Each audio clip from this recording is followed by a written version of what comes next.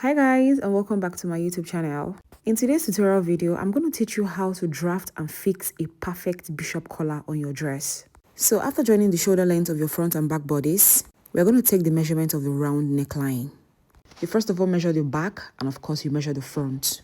So after getting the measurement of one of the back bodies, we get the front and divide it by 2. And that's because the front is already on fold. So for the outfit you're working with, we have the length of the back as 4.2 and of course the length of the front as 9.2 divided by 2, which is approximately 4.6 inches. Now let's get straight into the pattern, which is very important. So the horizontal and the vertical straight line you see in the video is just like a guide. This is a bishop collar, so it doesn't have to be a straight measurement. So we're going to go in 1/2 inch and give a slant line, not a straight line, please, a slant line as you can see in the video. After doing that, we're going to impute the half of the total measurement of the front, which is 4.6, and we mark it. We are marking half because we're going to cut this on fold. So when we cut this on fold, we're going to have like the total neckline for the front and of course for the back as well. So we're also going to mark for the back and go up 1/2 inch for the back side. We went up 1 inch for the front and 1/2 inch for the back. And that is because the curve for the front has to be deeper than the curve for the back so that the collar can be able to balance properly on your neck. For the sake of this tutorial video, the length of the collar we are working with is 1.5 inches. So we're going to mark that 1.5 above that 1/2 inch for the back. Then for the middle point, we're going to mark our 1.5, and then of course for the front, we're going to go up 1.5, following the slant line. Very important. If you notice for the midpoint, we didn't come up at all. We just came up 1 inch for the front and 1/2 inch for the back. The 1/2 inch for the back and 1 inch for the front is just like a guide to get a perfect curve. So after doing that, we use our French curve to connect. The 1 inch above that we did for the front, you connect it to the midpoint and of course connect it back to the 1/2 inch that we went above for the back. After doing that, we're going to connect for the height of our collar, which is 1.5 inches. Whatever height works for you is fine, but for the sake of this tutorial video, we're working with 1.5 height for our collar. If you watch the video closely, you will notice that for the front side of the collar, we have a slant line, but for the back, we are going to give a straight line for the back, not a slant line, a straight line. Just watch the video, you understand what we are doing. The middle line is just like a guide to get our midpoint. So we mark our front and our back, and then we cut out.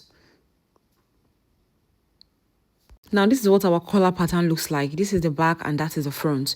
Now it's time for us to cut out on the fabric. We are doing a double folding in this video because we want to cut out for the main fabric and of course the lining together. Now we are cutting out.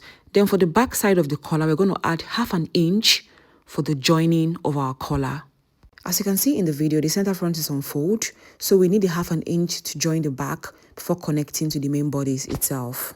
We added estée to our fabric because we want the collar to be firm, so that when we are fixing it on the main bodice itself, we don't have challenge in fixing that. So it gives it some kind of weight and makes it easier for us to fix on the fabric. So after joining, you notch, of course, and use whatever you can use to bring out the sharp edge. This ironing part is very important because it's not only going to guide you, it's also going to give you a finish and perfect look. As you can see, our collar is already looking so perfect and it's looking so neat. So now it's time to attach it to the main bodice itself. So we're going to notch the midpoint of the round neckline for both the back and the front.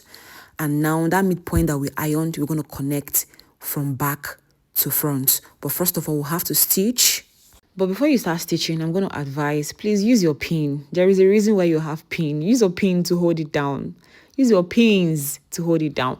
So we are done fixing our pins. We're done using our pins to hold it down. And now it's time to attach the first part of the collar. After doing that, we get our ironing table and iron out the 1/2 inch that we used to overlay the collar. Just use your iron to give that perfect finishing, that perfect look. You know, you want it to come out very nice now. Come on. From this video, you can already tell that the collar is already looking perfect. Like you would know that this collar will stay on the person's neck perfectly well. It's going to sit perfectly well on the neck. So this is what we have. Like, tell me this is not a perfect collar. Now you can fix your hook and eye, you can do your press button, or you can fix your zipper. Whatever works for you, that's fine. If you got to this point in this video, it means this video is super helpful to you. Please do all to like, share, comment, subscribe, and click on the notification bell. And I'll see you guys in my next video. Bye, guys.